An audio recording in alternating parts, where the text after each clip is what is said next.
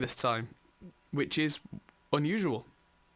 Let's wait for that to go live. We have pressed the button and the YouTubes is receiving our content. Ladies and gentlemen, welcome to the Hop Pole Position podcast. Hey. Before we do the introductions, get a load of this. And it doesn't do it from the start. Great.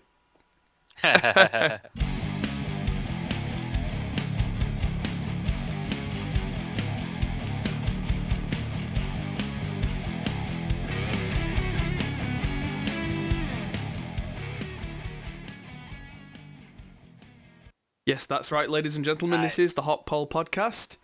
And that is the theme tune as made on the podcast last week. Very cool. So you Yes, get productive indeed. when I'm not around. Well, when I'm literally sat there going, guys? Hello. Okay, then chug. Yeah, that sounds like me in a nutshell. So, yes, how's your week been? It's been good. I've been actually dealing with real pole positions over in Le Mans. Yes. Watching the Le Mans 24-hour race. It was lots of good and fun and barbecuing and wine. So yeah, very, very cool. Got back 24 on- hours of raciness. Yeah, well, it's 24 hours of racing, which is just the inconvenient bit in the middle of 7 days of drinking. Ah. But no, yes, it was fun. It was good. It was a good race. Well, it was an okay race. There's only one LMP1, which is the top category car this year. Oh. Well, let's say one that could ever have a chance of winning it. So one Right. one works team. Oh. Like they basically just were always going to win. And the Fords, my Fords in the GT came 4th, 5th, 6th, and 7th, and 8th. Yeah, just all in a row together, but in no one on the podium. So it was quite disappointing. But no, it was fun. Still It's fairly good. respectable to get a lot of finishes in a row, though. Yeah, it was cool. It's just they're pulling out for next year, so it's a bit of a shame. Ah. It would be nice to see them. Who's going to But be what are left they- next year? Hmm? Who's going to be left if all the teams are pulling out? Well, it's not. It's the after Audi with Dieselgate, they had to leave endurance racing after that, and it was only Audi and Toyota at the time anyway. Porsche weren't racing, so as Porsche and McLaren have all pulled out. But not next season. Next season's probably gonna be boring again, and then the season after they're creating a new car called a hypercar instead of LP1. So we'll have McLaren back. Toyota's going to be there. I think Porsche may be up there. Aston Martin are going to be there the year after. So it's gonna start being good. Hypercar. Yes. Ash bringing in the coffees. Yeah. All Coffee the delivery. coffees. That sounds like a lovely thing. Coffee delivery. Thank you very much. I have to go and Thank get my you. own damn coffee. Filter coffee as well. Yeah. But yeah, I've become quite the coffee nerd. As some of you may know, it was my birthday just over a Yes. week ago. Yes. And I got myself a coffee grinder, which is automated, and so I'm having the freshest coffee at the press of a button. It's brilliant. Nice. Yes, but it does mean that I have to go down and get it myself. And we burn through coffee, because when you grind it yourself, the beans, they just kind of... They disappear so quick. Mm. Yeah. But I've never felt so awake. I wonder if there's a coincidence. Yeah, I haven't been drinking coffee for probably about 6 months really. But then I started buying filter coffee, and she does a cafetiere. It's like, okay then, can't really say no. Fair enough. Yes, the studio has been quite a busy thing this week. Yeah, so I have been in quite a bit. I was filming after the Hopcast last week. I stayed in the studio all night. So I filmed 4 videos in a row, bang, bang, bang, bang. Nice. 2 of them I still need to do a few pickup shots for and actually do a bit of music recording, which I'm going to do probably tomorrow. I've been rather busy. Because I've been trying to deal with about 10 different studio-related projects. One of which was this thing that came up. I'll just show you a picture. This, I mean, it's a Marshall cabinet. Yeah, what's new about that, right? So this is for the 2 notes cabinets that we do.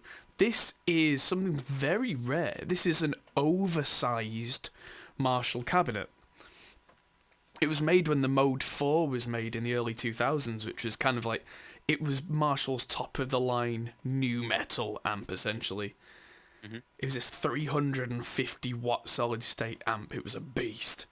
Mm-hmm. But it was a solid state amp, and the actual amp, it's not... Is that one of the Valve State ones, or No, JCM ones? It came after Valve State, but it was like higher up than Valve State. It was the real like crown of the... Yeah, it was much better than the Valve State stuff. Yeah, they were good star amps. Yeah. It was probably one of the better sounding solid state amps I've heard, but it was still a solid state amp. But the cabs... We both had one, didn't we? I had the Valve States we did, yeah. I've got 2 Valve States in the studio right now. I've got an AVT 50, which was... I'm sure that's my old one. Oh no, I traded mine, didn't I, with Steve? Yeah, you traded yours. I've still got the one that I toured with Spiderbook back in 2003. It still works. I mean, you have to hold in the treble knob on one of the channels for it to work. But nothing you can't do with a bit of duct tape, you know.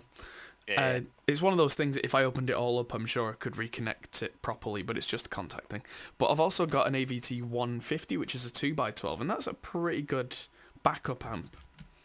Mm-hmm. Pretty sure that if I ran it on the clean channel with a little bit of drive and used something like the Rev G4 pedal, it would probably sound quite good. So it's good to have things like that. But yeah, so back to this monster. So the heads weren't the best, but the actual cabinets, this thing is amazing. It's bigger than a usual 4x12, which is why it's called oversized. It's about 6 inches taller. It's huge, which means that the volume of air inside it is more. So it's tuned lower. So when you go chug, chug, chug, it really goes whoomp, whoomp, whoomp, and really hits you. And it's a proper metal cab. But Mesa also do an oversized cabinet for the rectifiers, which has become, for a lot of metal guys, the cab to go to. And in fact, there is a cabinet impulse response set called God's Cab, based on the Mesa Oversized. So, this is like the British answer to that. And it's got these vintage 30s, which are one of the most famous Celestion speakers, but this has got like a custom made in England version, where they tweak the sound slightly to match the cabinet. So they're really rare. And so I've decided this is going up through 2 notes, and if they'll allow it, it's called God's Brit. Because it's British, but it's like God's Cab, but then that gets round the whole copyright thing, because the original cab wasn't called God's Cab, and this isn't either. Yeah. But it gives you the idea. So getting this down the stairs into the studio was quite an ordeal, but I got it in there, and I captured it all yesterday, day before. I've been very busy. Someone in the chat says they've been using that cab for 16 years. What, a Mode 4 oversized Marshall cab? Nice. Yeah. Well, it's crazy to think you're saying like early 2000s nu metal. It's like that's 20 years old. So that's music from 20 years ago. That's almost vintage. How is nu metal almost vintage? It's weird, isn't it? That is very strange. Odd. Yeah, very strange. And there were two versions of this cab. One that was a 280 watt cab, which is this one, and a 400 watt cab, which had a different type of speaker in. But this one came up for sale on Facebook Marketplace, and it was absolute deal. And I just went, right, okay, I'm getting in the car, let's go. Mm-hmm.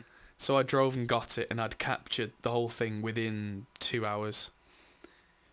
Nice. Yeah, so it's an absolute monster. So that's going to be hopefully up in the 2 Notes store very soon, along with some others which we've been ironing out some details on. I'm going to make a video specifically about these cabs because there's so much to talk about.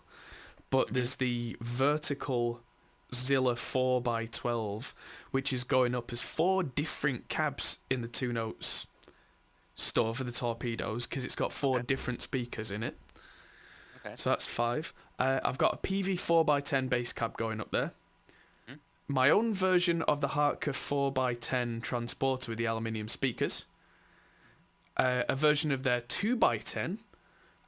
What else? Yeah, I've got a guitar amp which I've never seen another one of, which is almost identical to the solid state Music Man amps from the 70s, but it was made in Manchester. Okay. Never is that the one you were trying to figure out where it was from? That's the one, yeah. So I've got this 15-inch speaker guitar combo that I've literally never seen another amp from that manufacturer. And It was in Duckenfield or somewhere close, wasn't it? Yeah, it was really close by, yeah. And that's got a real punch to it. I don't know... I got another Zilla Fat Boy, but with a 1x15... So there's a 15-inch speaker in a Zilla Fat Boy. That's got to go up, and that's got a Celestian fallback in it. My God, that's good. And so that's at least 9 cabs I can think of that have to be released. No, that was 10, so that's the 10th one. So there are 10 more cabs coming out in the Two Note store very soon. Yeah, absolute beasts. So that's all coming up very soon. We've been working through a few issues with those kind of things. We've had a few glitches in the process of making them, but that's been worked through now. And the delays have been because the new Cab M has been released, the Audience Sono with the Two Note stuff has been released. The poor guys at Two Notes have been absolutely swamped. But now we're getting back to normal, we're getting that all going. So, yeah, so much coming out from us. And I'm really excited.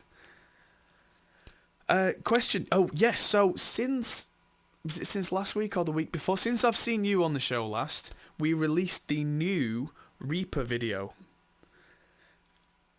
Yeah, wasn't that? It was. It was last time I was on. We talked about it. 'Cause we talked about how it had a really good start. Oh, we did. Right. Yeah. Well, I mention it because David Ross in the chat has just mentioned it, and it's going exceptionally well. It's got nearly 4,000 views already. Which for us is bananas compared to everything else. I mean, that doesn't sound like a lot to a lot of channels, but the content that we make tends to have a very steady viewership over time, unlike a lot of channels where they get a burst it's got and it's gone. a long lifetime on the videos, don't they? They go on and they get Yeah. Because of what we do, I've found that our channel's quite confusing at first. You look at the viewership numbers after a day compared to some of the other guys like comedians and that kind of guys, and it's like we've got nothing. But then you come back a year later and our videos have got the same number of views as those have because they got a big spike and then not a great deal, and we get It's because it's the number of searches. Like people looking for comedy stuff, for instance, is all day every day. Whereas this is a niche. This is people look for it when they need it, and it's not mass market. It is a small niche within a niche because it's people that are recording that need support and either starting out or looking to improve. So just the number of searches is the reason for that. Yes. Something that's interesting is it's the new Reaper video's not been out for a month yet.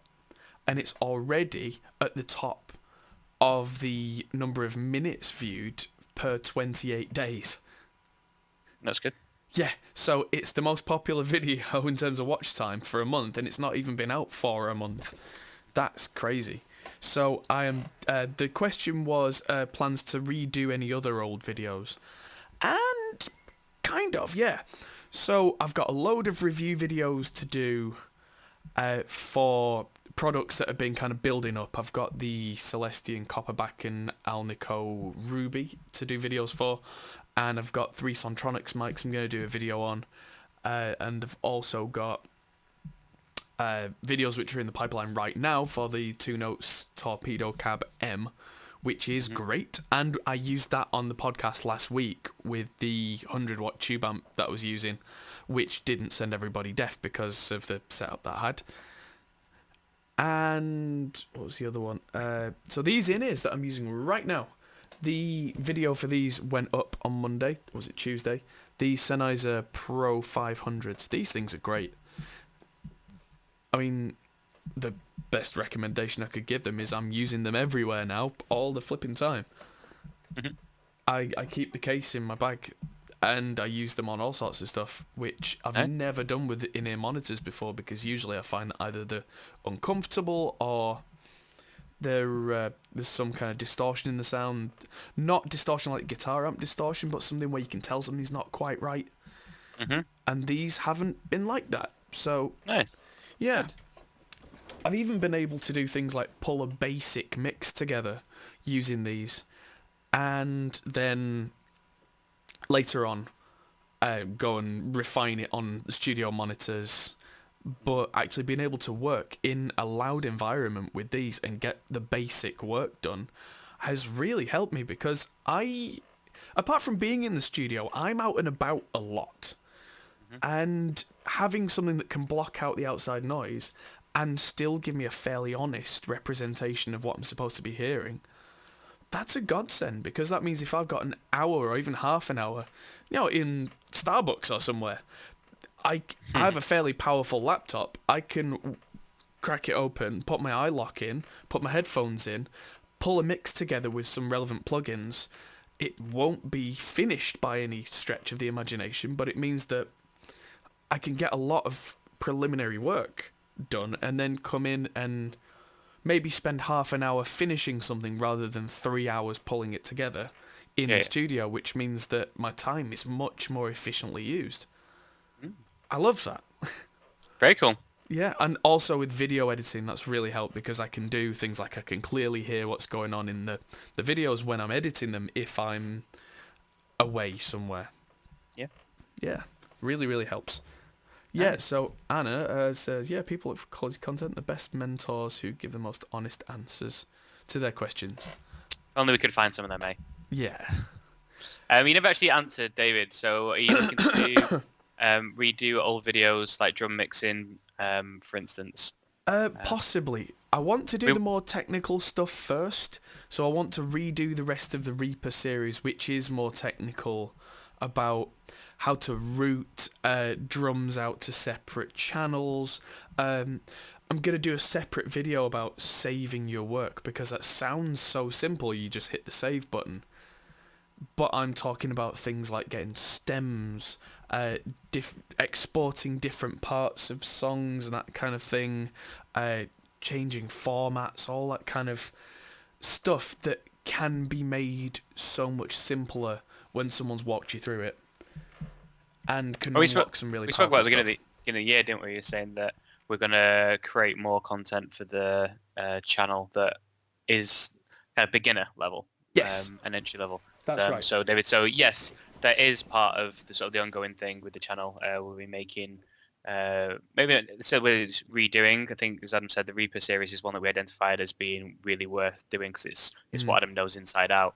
But I mean, you just did the ozone mastering, for instance. Yes. That's new, and that is something that is kind of reliving other things you've done a long time ago. So stuff like that, and I imagine you'll probably do a drum mixing thing at some point. Yeah, through Reaper. Definitely.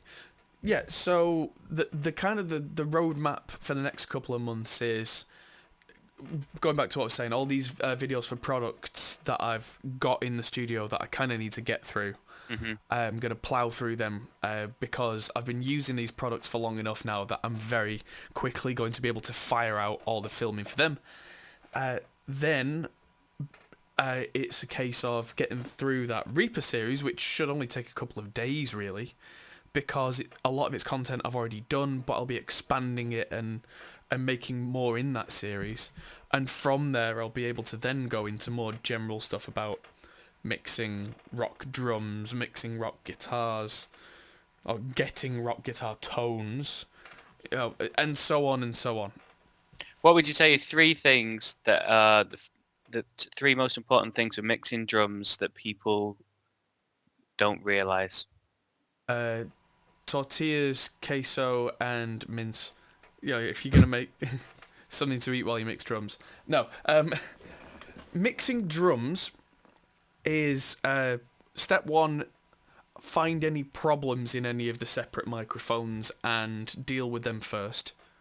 So if something's got a ring that's nasty, find a way with an EQ or whatever it may be to deal with that. Then number two, make sure that the the close mics are either properly gated or manually gated if you need to, because then you've got clean close mics. And then number 3, make sure that your overheads are the best they can be, balanced with room mics if you need to take out any kind of horrible cymbal wash frequencies. From there you can then just fade in your close mics, and then anything from there is just flavour and bonus and just making things sweeter. But it's even if you just pulled up your faders and went, I'm done, that shouldn't then be a bad drum mix. What's your current view on blending with triggered drums? I have absolutely no issue with it, and it's funny, I never have.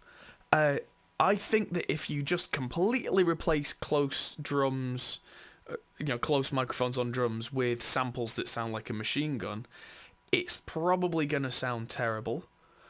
Although that depends on the genre. I mean, if you're mixing Fear Factory and you've got kick drums that go brrrr, that might be appropriate. It's rare, but it might work. I remember it wasn't too long ago we were kind of the opinion that the best drum sounds you're going to get would be with one of the kits like the Joe Becky kit, but with real cymbals. Are you still of that opinion? Yes, but since then I've really done my homework in terms of how to tune a kit as perfectly as I possibly can. It depends on the drummer and the environment. Mm-hmm. If we're recording, say, blasting guitar amps in the same room, then yes, mesh heads and real cymbals can be a great way to go.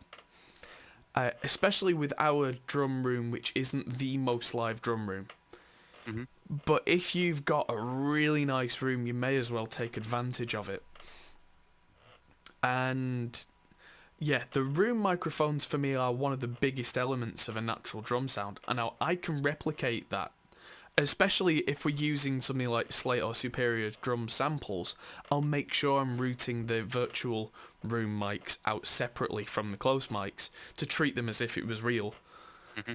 And I do find that makes a huge difference. But they both work if you've got a great drummer who's absolutely solid and you've got the time to tune everything and you've got the right drums, then yeah, the real drums can be the way to go. But if you're in a rush, or if you're in any slightly compromised situation, or let's say you've got a metal drummer who's really consistent but doesn't smash the drums like you really want him to, again, those mesh heads can be perfect. Because if he's tickling the kick drums and tickling everything, but it's going dig dig dig dig dig perfectly in time, then by using those electronic drums and then turning up the sound of how hard it was hit later, you get to keep that performance, you get to keep that human element, but ironically, by using electronic drums, you get the human element, but you also get the power. Mm-hmm. Yeah.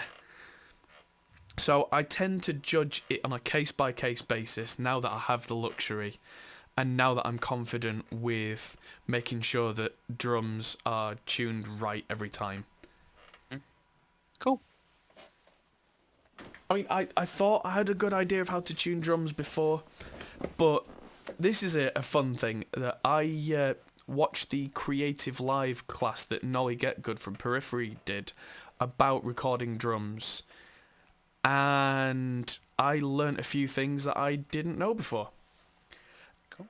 Including how to tune drums to a specific key rather than using tension. Something that really kind of hit home for me was, do you tune guitar strings based on the tension? Do you tune it based on the tension? You do it based on the note, and the tension is just the after amount. Bingo. That's it. So you don't tune a guitar string based on how tense it is, you tune it based on what note it's at. And the tension is then a byproduct of that. Because there are products like the drum dial, which you sit on a drum and then you tune it to a specific tension, which sounds like a great idea, but then how does that know what note the drum's going to make? And how the note's going to come out at each lug, it doesn't know, because the drum might not be perfectly round, or the head might have a slight defect, or your drummer might consistently smack the drum slightly off center, so that when you come to retune it, the tension might be right, but the tuning is wrong. So I then learnt from that, listen to each lug, listen to the notes, and then from there, you hit it and you go, oh, that's good. Consistently every time. So yeah, I went back and relearned how to tune drums that way, and I've not looked back since. Fair enough. Yeah. So, moving on to the news. This week's been quite a big one. There's two big pieces of news, but they are big pieces of news. So, anybody who has ever used the Slate digital stuff, of which I will freely admit I am a zealot.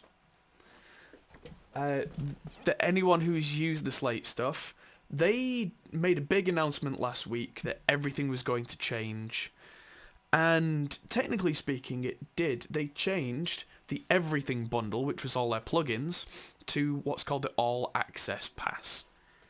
The price has remained the same, but you now get all the plugins that you used to, but you also get this really cool synthesizer.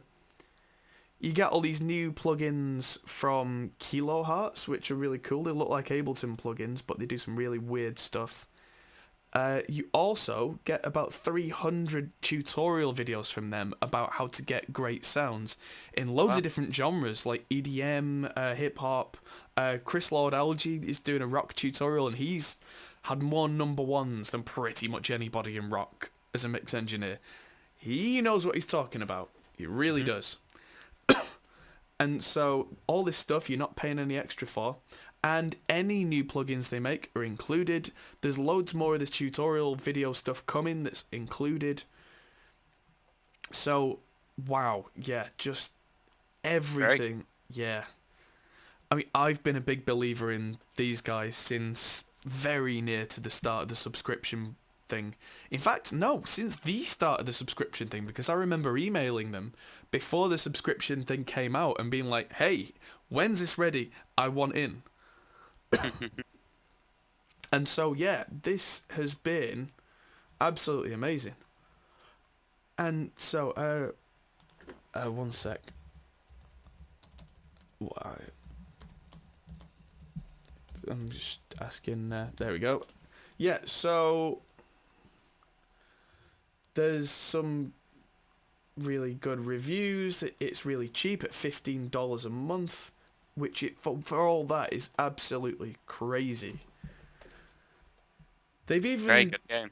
They've even done things like the courses that they've done. They've made Pro Tools projects, Reaper projects, Cubase projects, all the major DAWs. They've made templates so you can just open it and watch and mix along, and yeah, you can do exactly what they're doing, and they've just given that to you and just gone, there you go. And so this is absolutely incredible. I think that the whole subscription idea is the future of everything behind this industry particularly. I can't remember if Adobe got there first in terms of being a big player that do subscription, but these guys... it was before you were getting the Slate monthly stuff. Right. Adobe.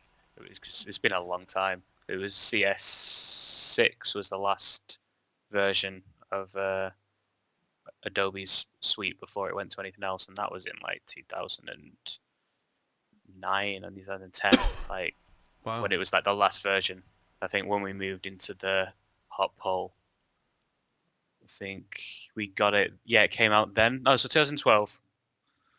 Yeah, 2012. Right. Wow, 7 years ago. That's crazy.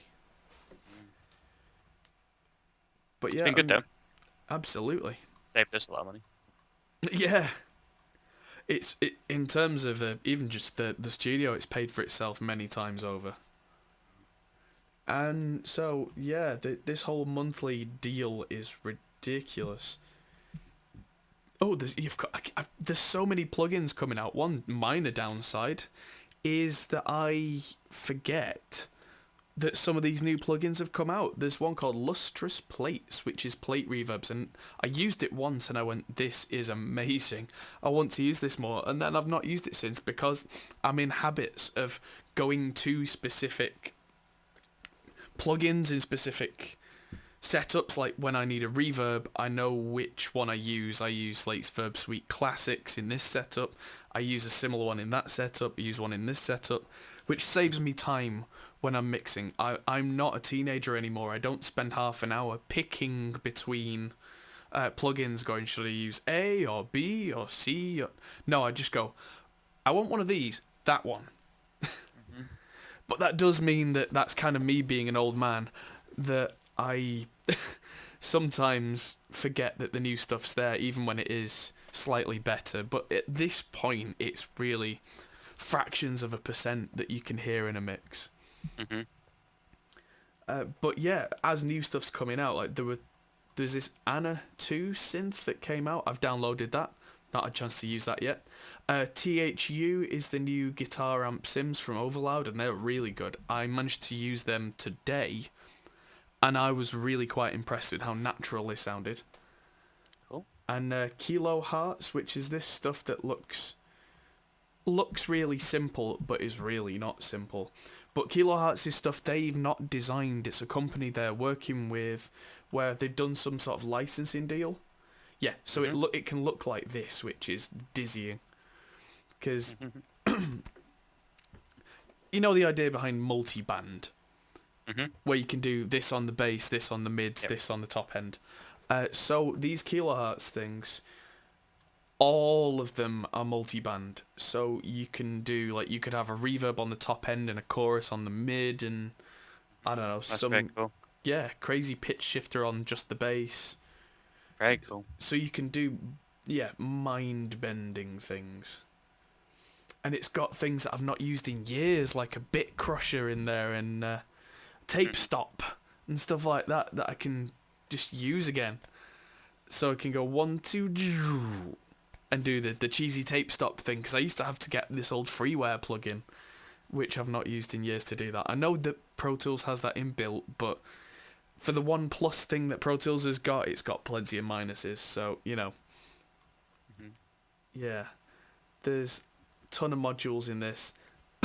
But yeah, that's the interesting thing for me, is that Slate must be getting more money in than ever by having a wider user base, which means they're reaching out to other plugin manufacturers and going, if we include your plugins, how about we give you this much deal, whatever that may be, a month. And I know if I was a small independent developer, it's not giving it away for free. They've made an agreement for however much money it is. If a big company like Slate came to me and said, hey, we'll give you, I don't know, $10,000 a month, just complete ballpark figure, and can we have your plugins? I'd be like, yes, please. Because that's advertisement you don't have to do. That's marketing you don't have to do. Yeah, definitely. If your plugins were that good, I mean, hey, you could give it to them at a discount rate because your outgoings are less. And if people learn who you are, like Kilohearts, I'd heard the name, but I didn't know anything about them until this week. I'm suddenly really closely looking at these, going, hey, I should use this. Yeah. And if I start using them and I'm impressed, I'll start telling people. I might even make a video about it. Yeah. That's free marketing for those guys. So, yeah. And there was a guitar amp called S-Gear that was in the Slate bundle.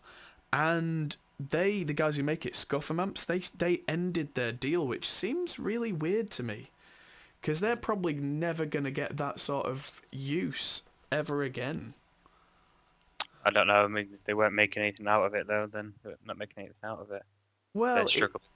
Maybe if they felt they weren't making enough out of it, but because they wouldn't have been making nothing out of it, surely. I don't know. It depends what their original deal was, I guess. I suppose. But by the same token, if they now lose that deal, and the other thing is that it's been replaced with another guitar amp sim already, which is the Overloud THU.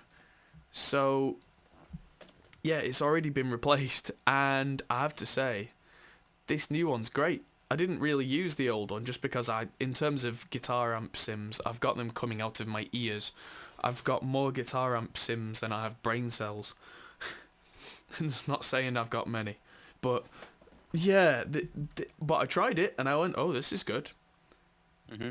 And it's got this thing in it called Rig Player, which is very much like a Kemper, if you know Kempers. No. No, Kemper's like a big kind of turquoise, green and grey box that looks a bit like a vintage 50s toaster that that models guitar amps pretty much perfectly. And a lot of guitarists take them on tour instead of tube amps now. They're like an Axe FX, but kind of slightly different. Okay. But you can get a custom real tube amp of your own and a cab of your own, and you can put the Kemper on top and you wire it all in and you press some clever button, and it kind of captures the essence of it, and it's very, very, very clever. Wow. So, yeah. But this Rig Player, apparently there's some very, very realistic sounding amp sims in there that have actually been captured from real amp setups. So, yeah. That's interesting. I'll have to see just how realistic that gets. I'll have to look through those rigs and see if I've got any rigs like that. It's not got a rig capture thing yet. That seems to be at the moment something they can only do at Overloud headquarters, but that might be something that changes. Mm-hmm. And if it is, game on. Yeah. Yeah. Yeah, that could be very cool. Yeah, so we'll see how that stacks up. But yeah, so all this stuff from Slate in one big announcement, they went, oh, by the way, boom. Mm. And it wasn't at NAMM, it wasn't at any big exhibition. They just kind of went, okay, time's right, here we go. Yeah, I'm wondering whether we're going to start seeing more of that. I mean, PlayStation didn't turn up to E3. No. Yes, I found that fascinating. Yeah.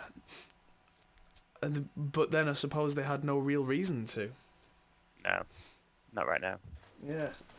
I mean, not like I've ever been absolutely on point with game systems. This was what I got for my birthday, ladies and gentlemen. This is a PlayStation Vita. Ooh. Cutting edge. Absolute cutting edge. But, actually, it is kind of cutting edge. Because it's been modded and hacked. Typical me. Nothing is ever as it seems. It's got a 256 gigabyte card in it.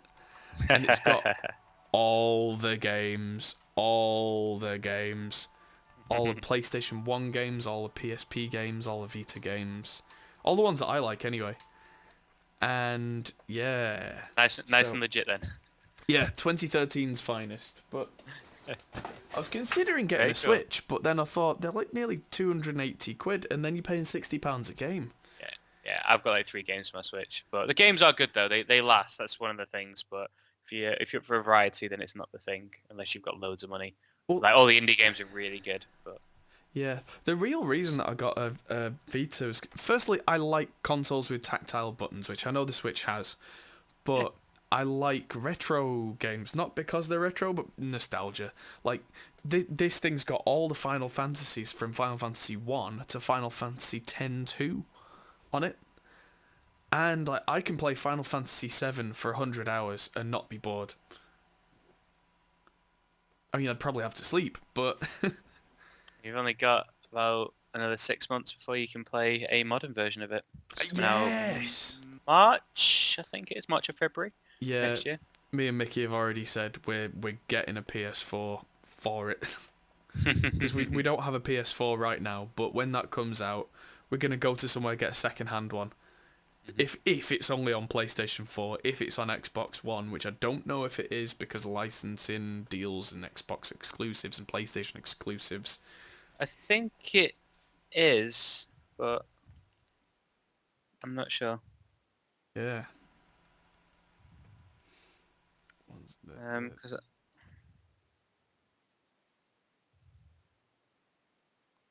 okay. Sure. Well, yeah, but if it is a PlayStation exclusive, gonna get a PlayStation because it's such an important game to both of us.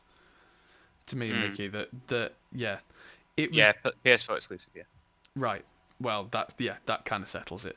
But it's one of those games where even down to the sound design, which was kind of it was still kind of MIDI. But to any gamer from that era, if I just went up to you and went do do do do do do do do do do do do, you would instantly go Final Fantasy. It was iconic. The music was amazing. Just to bring it back round to our relevancy of podcast.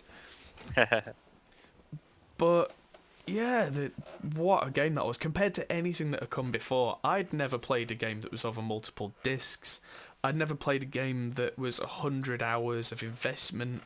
Because games up to that point, I mean, if you were insane, you could put 6 hours into Sonic 3 and Knuckles to try and get all the Chaos Emeralds. But then that comes out and it's just like, whoa! Yeah, Ocarina of Time was a good 70 hours. Never played it. I can't believe you never played Ocarina of Time. Didn't have a 64, didn't have a GameCube, wasn't a Nintendo Right, I've got guy. a 64 downstairs, so take it home. I'll find the copies of Ocarina of Time when you're knocking around somewhere. Take it home, play it, get it sorted. I might find a way to play it on some other console, because I'm sure you know my feelings on the N64 controller. Can you not get it on your Vita? I probably have it then on my Vita, to be honest. There's quite a few emulators on there. I've probably already got it in a folder tucked away somewhere. Play that game.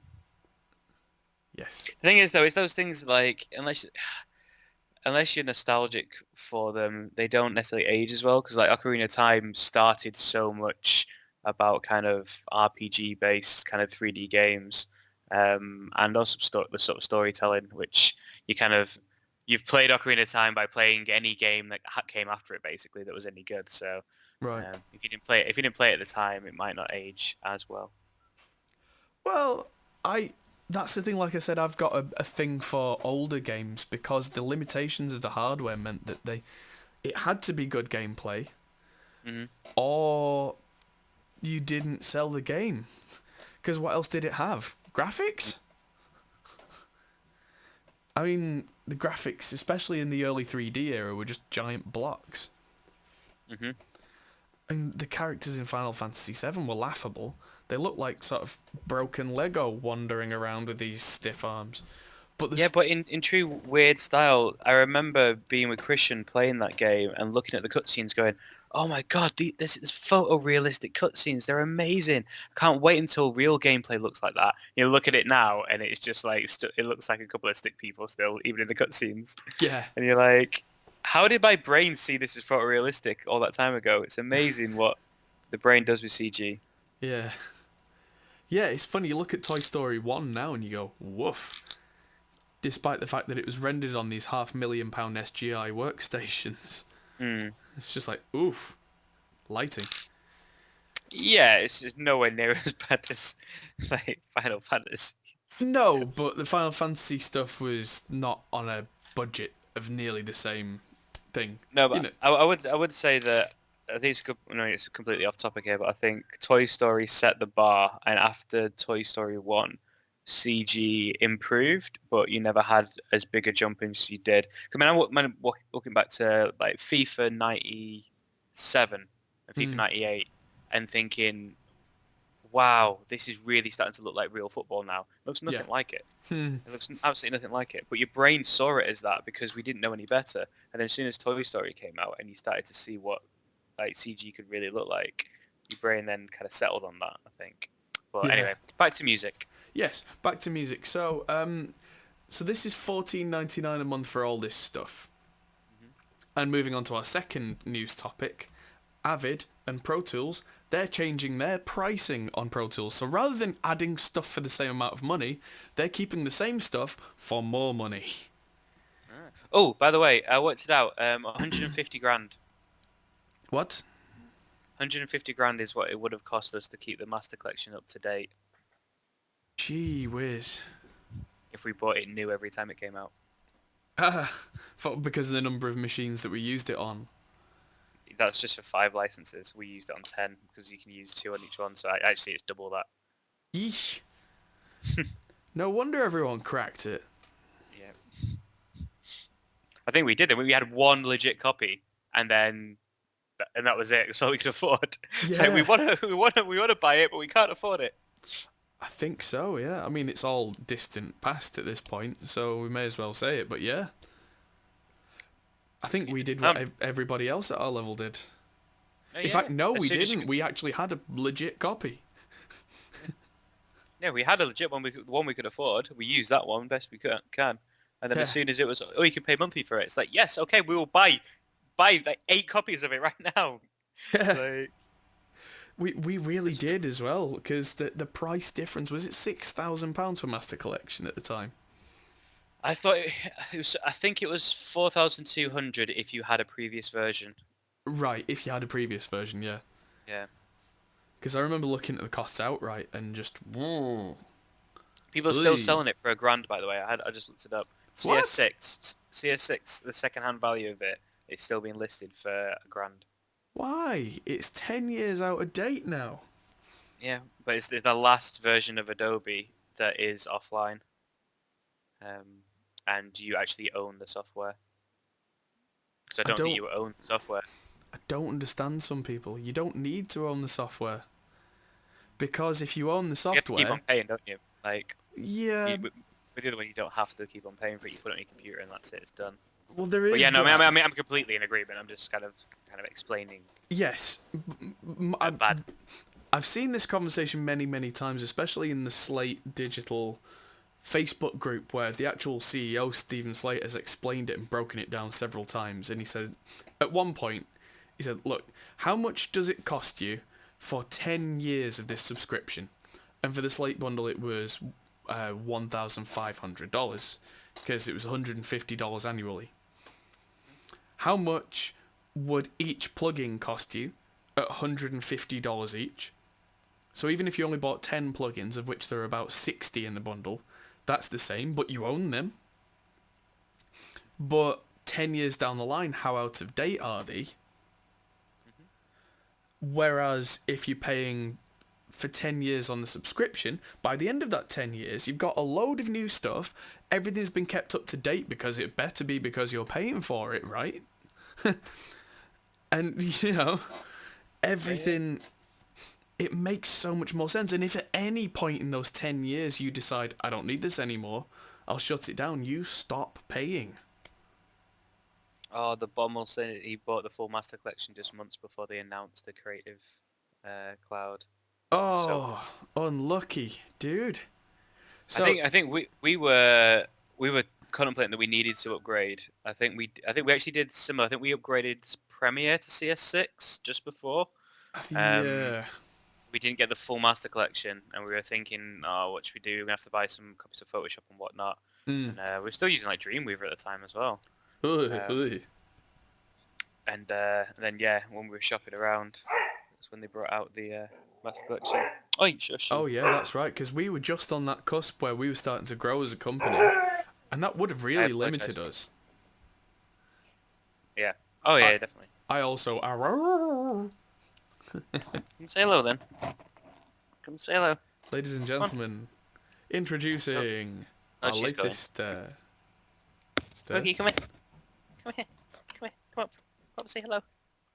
Come say hello. Say hello. Come on. Oh, she won't. Where is she? There you are. Hello. Hi. That's the bear. Dogs in the camera may be larger than they appear as well. I don't know, they're pretty big dogs. That's what I mean. She is one large doggo. Very nice doggo as well. Yeah, so, Pro Tools, they moved to a subscription a while back, and they're aiming to absolutely rip people off. So... Okay. Say how it is, Adam? It is what it is. Where, like I was saying, the Slate stuff, $15 a month, they've added new stuff, not charged anybody extra. Pro Tools, they've not added anything new that I'm aware of. I mean, they've upgraded the software by a version, but that's what you're supposed to do on a subscription model. They've gone up from $24 a month to $29.99 a month for their paid monthly. How long's it been out for? The subscription for Yeah. them, couple of years, I think. Adobe did a very, very similar thing. It might be that they've messed up the prices. When we bought the Creative Cloud the first time, it was about 35 quid, and then the Mm, student versions were 15 quid, and yes. the upgrade from previous versions was 15 quid as well. And because we had interns, we had student versions and the full version. Now I think it's something like 65, 70 quid for the full thing. So it's Wow. gone up a lot Mm. from when we first got it. Because they obviously realised that they kind of messed it up and just trying to get the numbers in, get people onto the plan. So carry on, but it may just be that it's just a matter of actual economics and they messed up the model and lots of people are getting on board with it and they're losing money as a result of it. Maybe, but Pro Tools, they still sell standard licenses for Pro Tools, and the license cost has not changed. It used to be $600 for a standard Pro Tools, and now it's the same. If you want to upgrade from the old version, it used to be a $99 upgrade, and now it's a $199 upgrade. So they've doubled the cost of upgrading from like 2018 point something to 2019 point something. Is That's it? This isn't the subscription-based one. no, this is just the Okay. outright Okay. purchases. Okay. So Pro Tools Ultimate has gone up by $100 for the outright purchase, but that's going from $2,500 to $2,600. That's a 4% increase. That makes logical sense. You know, year on year, a 4% increase on a product. I can see that. I can get that. Yeah. Meh. But that does tell me with these increases, I mean, let's talk about the subscription then. So they've gone up from nearly $25 a month or $299 for the year, which if you break it down, they're about right, to the same for a year or $30 a month, which has gone up 20%. But I think that's trying to discourage people from doing it monthly. They want people to pay annually. Because now it would cost more if you paid monthly over the year than it would to just buy an annual subscription. Which makes sense. Yeah, but it wasn't like that before. They were equal. Yeah, which is definitely wrong. In terms of if someone in the sales team messed up, because why would you bother paying all up front? Yeah, I suppose. Unless maybe it was just a promotional thing to try and go to people with the lowest price they could and go, hey, it's Yeah. only this much, come over to this side. Yeah, but it makes there's no. You should definitely incentivize people to give you, for cash flow reasons, give you cash rather than give you little bits of cash over a period of time. Yeah, definitely. Mm. Oh, right. So I'm slightly misreading this, that those were the costs of paid monthly for the annual rental. So it is still monthly, but they do an actual paid monthly cost, which I think, if I remember rightly, is a 1 month rolling contract, which has gone up from $29.99 to $34.99, so that's gone up 17%. So if you want a month of Pro Tools, you're paying $35 now. But then what's interesting is the Pro Tools Ultimate, which is like the HD version, because there is no Pro Tools HD anymore, it's called Pro Tools Ultimate, has gone down in price. So the annual cost for that's gone down from $999 to $799. So it's been reduced by 20%. And the monthly version's gone down from $100 a month to $85 a month. So what gives? If their accounting department's made a mistake... I just think that they got the numbers wrong after like looking at the forecasting when it's actually for what sales they've done. None of this to me, in all honesty, convincingly smacks of someone trying to be greedy. It smacks of small adjustments to pricing on a new way of doing things. But then, if they're not making the sales that they thought they would, isn't that cause for deeper concern? No, they might be making too many sales. Might be doing too well. And then when they start selling loads of them, and you realise actually this means that per person we're not making money where we need to. The cash flow has been an issue. We made more. Like, for instance, if they made more money before they did this, then something's wrong, because they should be making more. Like, and that doesn't necessarily mean that there may be more users, but they're making less money. If you get what I mean. Well, if that's the case, then they've really screwed the business model. Mm-hmm. But it's fairly small changes. 20%, I'd say, is a fairly chunky. On one of them. Yeah. And again, that makes sense. So having having an annual thing that someone's paying monthly for, that you then need like essentially a form of credit check involved with it. You've got to make sure you can get the money off them because they owe you the money. Having that be the same price as just paying it annually that's just wrong. Like it's very difficult to do that well. If you want to incentivize people to pay you upfront for something like that. Yes.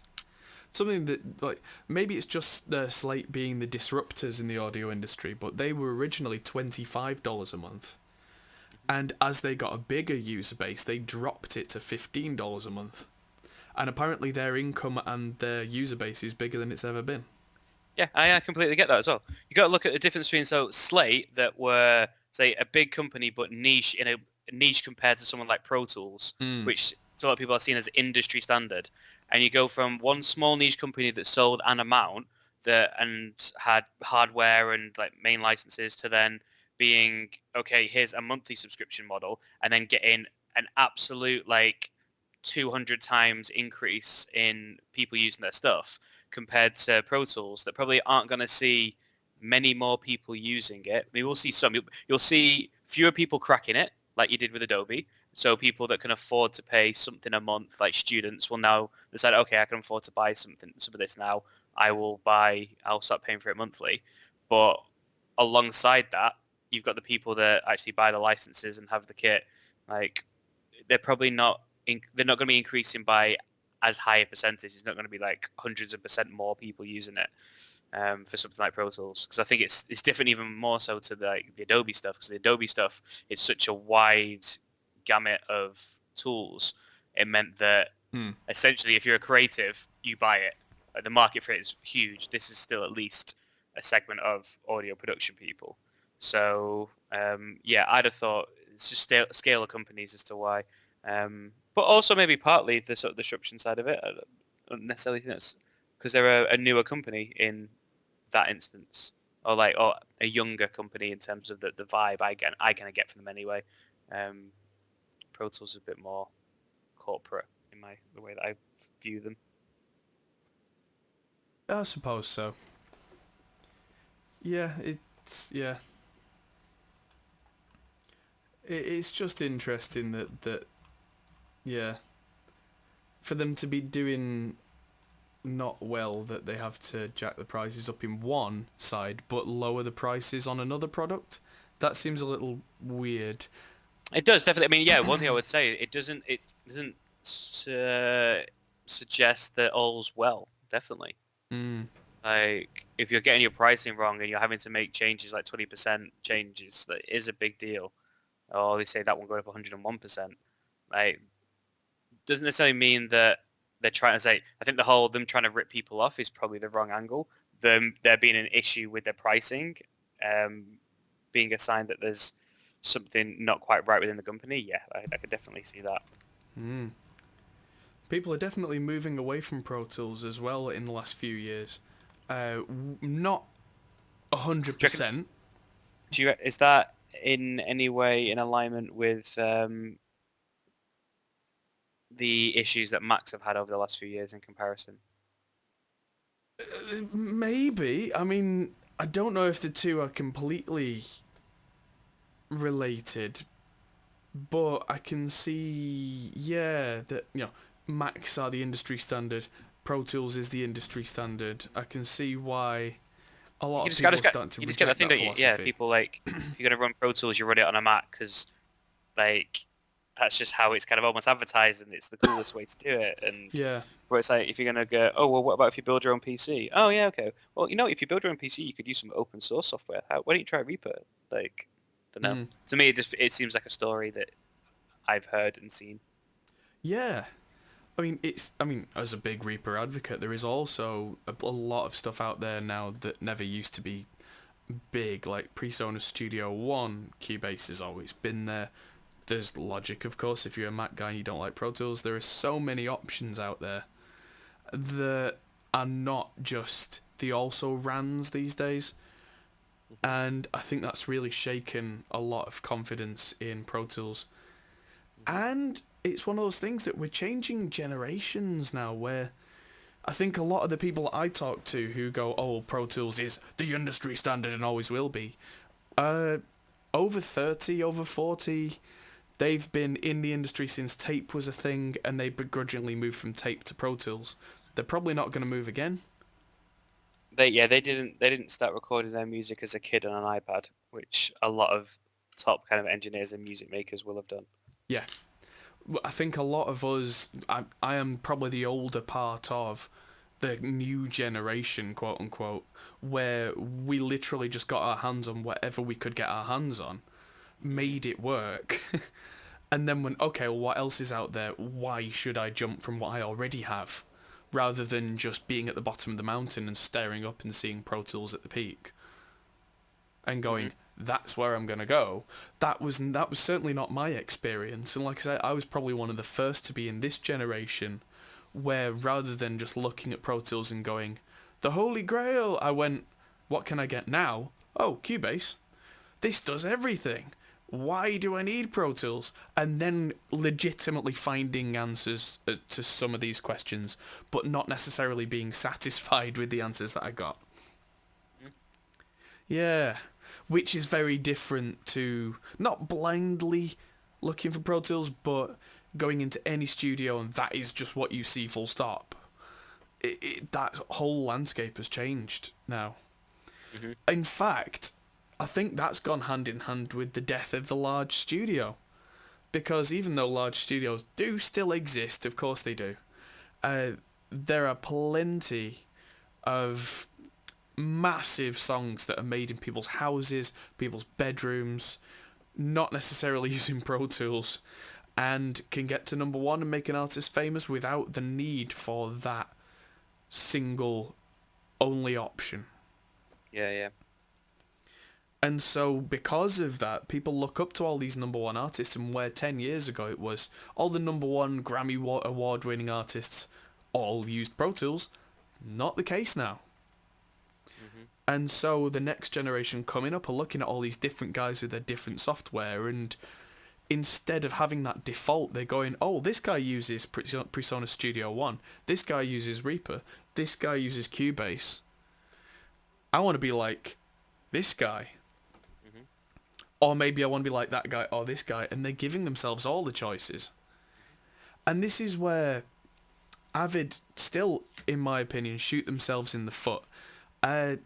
You know the iLock, the dongle thing that you put your licenses on?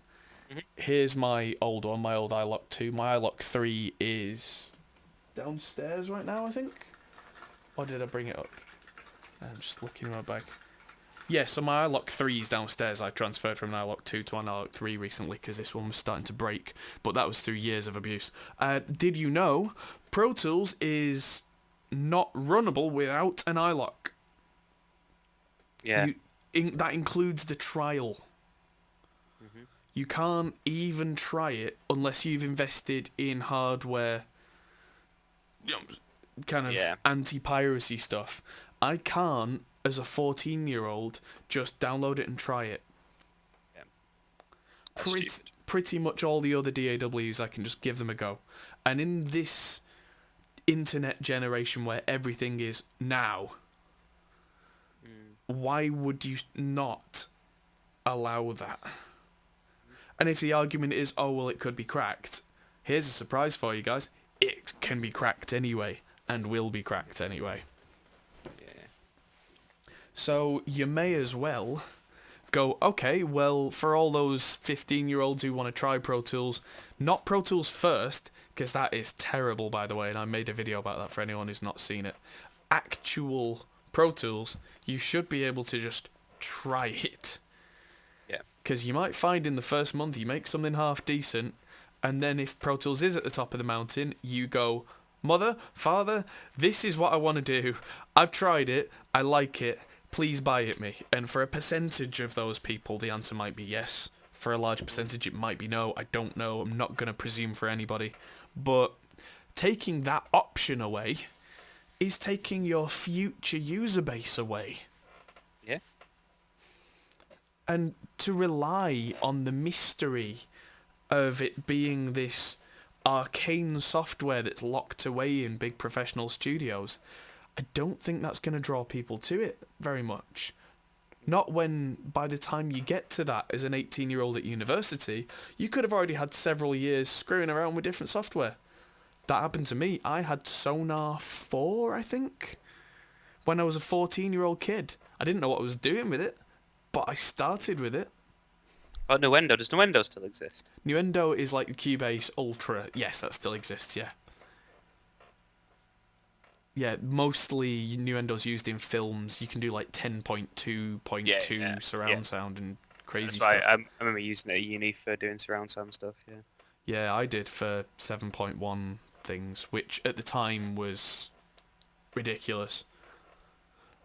But yeah, so that's still a thing. Excuse me. Cool. Well, yeah, I think, subscription models for software like this is definitely the way forward. Getting the pricing right has got to be key, though. Got to make it so it's affordable. That's the thing for me. Talk about cracking. For me, it's the pricing's got to match that market. Someone that's gonna crack it, can you make it affordable for them so that they don't bother? Because that's what Adobe did, and they fucking killed it. Yeah.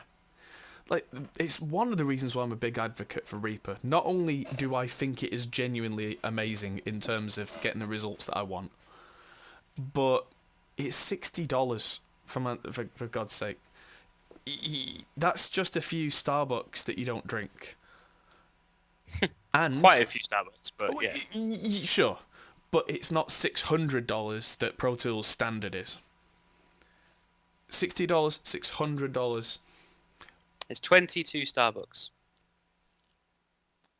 Yeah, so for me that's 2 weeks worth of consumption. Yeah, I went to Starbucks today. I went out today for 2 hours and spent 20 quid. I didn't do anything. In life, man. God, walking's expensive, isn't it? I know, right? But I'm not made of money, by the way, guys. I don't go to Starbucks. I grind my own coffee at home because I'm cheap. But, yes, it's one of those things where it's within reach. And if you don't get a license for Reaper, it continues working. So you can continue to trial it until you decide that you really should pay for it. Which, again, I think is great. That there have been times when I've been caught out. I've been at someone else's house or using someone else's machine, and I've just needed to do the most simple thing. And I can go to the Reaper website, get this 10 meg download, do what I needed to do, without having to go into my emails and get my license and all that kind of carry on. And it's just done. And it's so good.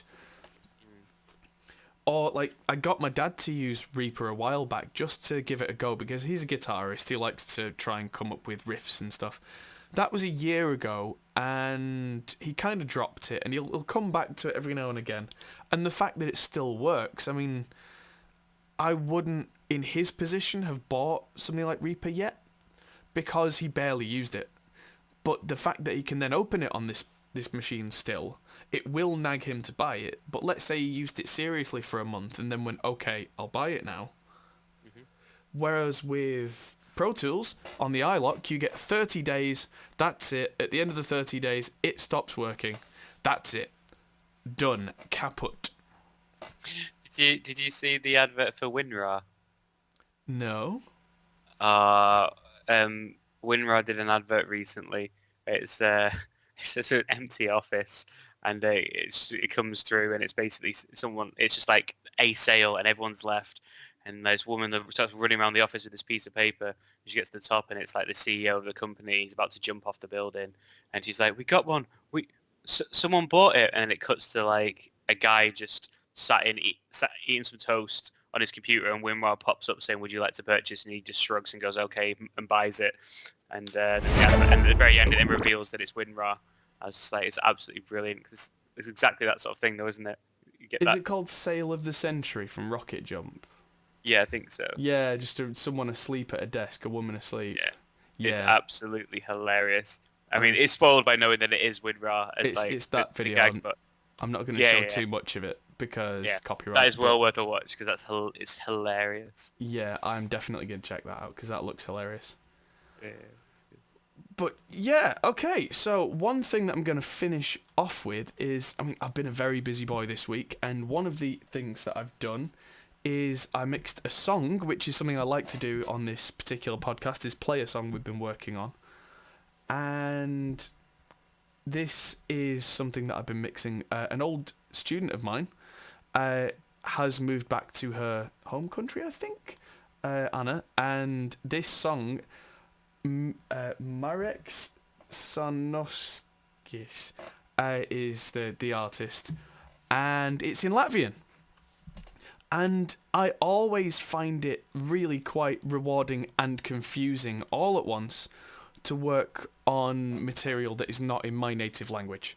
I do remember when we did Moto Voodoo and we did all the subtitles and voiceover and in different languages. Yeah, something that we've done quite a lot in our filming careers is things like that. Where there was a motorbike DVD that we did where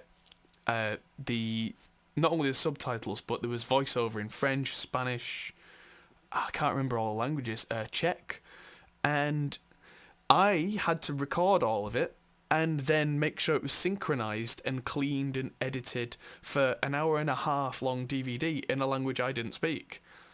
And I found that really, really good, actually, because it really tests your technical ability, because you can't lock in on what a person is saying. You have to lock in on the technical side, the breaths, the pauses, the all the stuff that you were kind of aware of before, but now it's everything. It's the kind of thing that really taught me to look for detail in things like vocal editing, because it's one of those things. So let's give this a play, and I will put the text up that is crediting properly. So I'll play a little bit of it for you on stream. I'll try and make sure it's not super duper loud. And especially near the end, it gets really quite busy.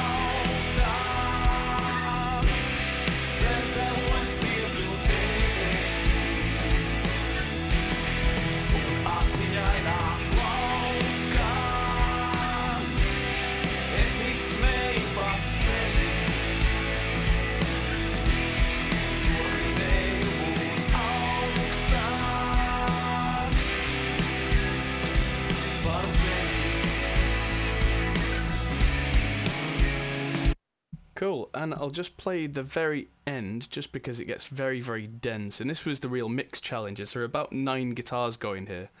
And the rhythm guitars are that Slate THU that I was talking about earlier, because they had the DI guitars and they were using an old version of Guitar Rig and it didn't kind of fit in the mix. So I said, hey, send me the DIs, we'll see what we can do. And I was going to go into the studio tomorrow, and reamp through one of the real amps, real cabs, that kind of thing. So I put a placeholder in using Slate THU, and I was absolutely impressed with how it just fit in the mix. And I literally was ready to go into the studio and reamp, and just went, I'm done. And that's impressive. So, Liam, I will send you a link for this afterwards, because I know that listening to this through Skype is going to be a mush. Yeah, it was. Yeah. Yeah. All right. So on to the end, and then I'll. Yeah, because there's about 9 guitars going here.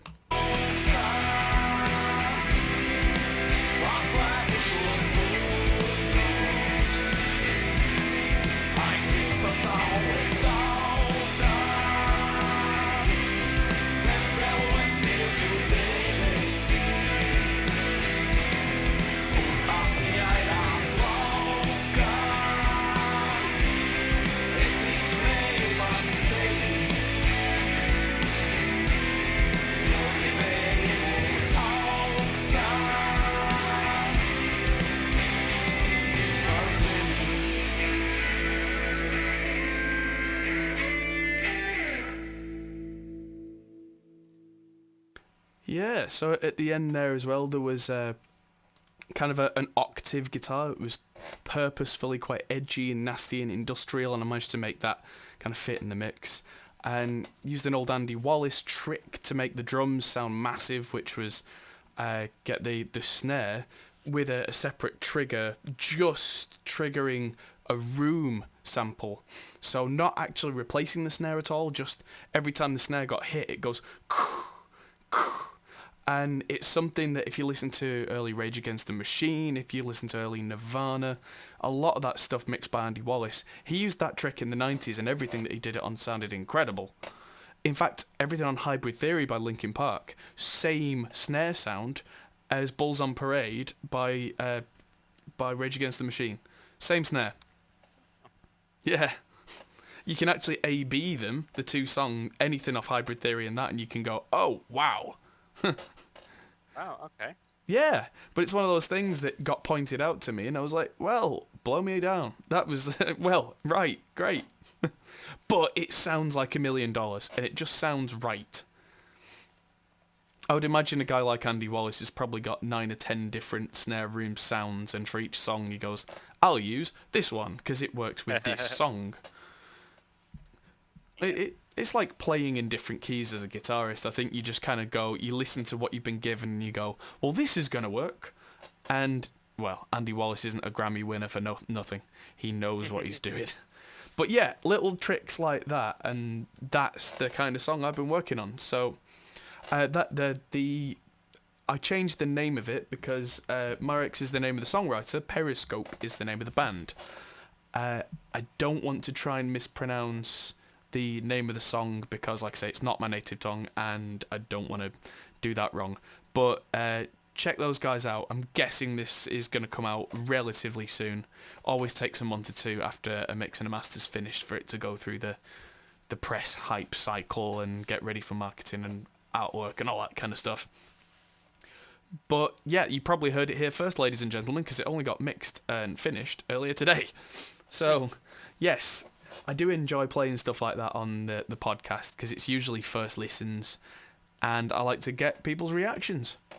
So in the comments, if you want to let me know what you thought about a particular mix or what your opinions were on today's news, that would be amazing. That pretty much brings the podcast to a close. I just wanted to say thanks to all our patrons on Patreon. It's been a great week for Patreon, by the way. We've had a few new patrons sign up at one of the higher tiers, and I am always forever grateful for that. So, awesome. Yeah, big thanks to everybody. Rock. Yes, we very much appreciate it. And, of course, your names will go at the end of every video that we produce as long as you're a patron. So, yes, big thanks. And breaking news to no one that cares, Dota Underlords, which is Dota Chess, has just been released on iOS and Android. So yeah, go check that out as well. Sure, yes. Oh yeah, did I see you with a tattoo, by the way? It was a spray-on tattoo. Oh. Seems fun. I forgot to mention, because, yeah, Liam doesn't have tattoos, and I saw an Evil Genius's mark on his arm, and I was like, hang on, Yeah, it was a spray-on thing at the ESL Birmingham, and then the guy said it'll last like 7 to 10 days, and it did. It lasted like 14 days before it started coming off. Huh. So it's pretty cool. Just That like is a pretty spray-on cool. thing. Yeah. It comes off with like nail varnish remover or something like that. Battery acid and paint stripper. Just your usual rock and roll stuff. Yeah, Right, well, without further ado, I have thanked our patrons. Thank you everybody for watching. Tune into the channel for more tutorials and gear reviews. As you heard earlier, there's a lot coming up. And if you've got any suggestions for videos or anything like that, then do feel free to put those suggestions down in the comments section, because they are always valued. Even if we say we're not going to do this video, because it always gets our minds thinking. Like a few months back, somebody suggested on one of the valve comparisons that we did, you know, changing preamp valves, power amp valves, why don't you try changing them all? So that's something that I've started filming last week, and I'm hopefully going to finish tomorrow, is completely changing all the valves in a PV6505, which is chunky, heavy guitar tone. And so I've already been and bought the valves. They're in the studio right now. So I need to actually record some tracks to reamp and then feed them through and see what happens. cool. So video idea for that came from you guys, came from the comments. So do get those in, because it does influence us down the line. Brilliant. So Cool. Many thanks everybody. Indeed. And we'll see you in the next video. I'm going to play probably the end of this clip one more time and then from the start. Goodbye. Goodbye.